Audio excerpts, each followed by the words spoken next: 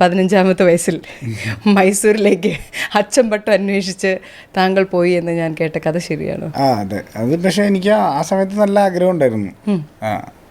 ആഗ്രഹമായിട്ട് തന്നെ പോയത്, അല്ലാണ്ട് വേറെ. നിങ്ങള് ഞാൻ തന്നെ അച്ഛനാവണമെന്ന്?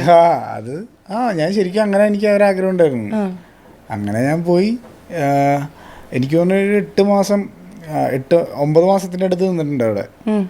9 മാസം നിന്ന് കഴിഞ്ഞപ്പോൾ ഫ്രീഡം എന്നുള്ളൊരു സംഭവം ഭയങ്കരമായിട്ട്, അതാണ് എനിക്ക് പ്രശ്നമായിട്ട് ഫീൽ ചെയ്തത്.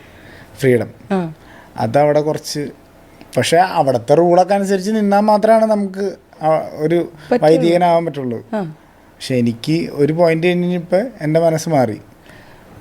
എനിക്കും ഫ്രീഡം വേണം എന്നുള്ളൊരു, ആ സമയത്ത് എൻ്റെ തോട്ട് അങ്ങനെയായിരുന്നു. അതുകൊണ്ടാണ് ഞാൻ നിർത്തിപ്പോകുന്നത്.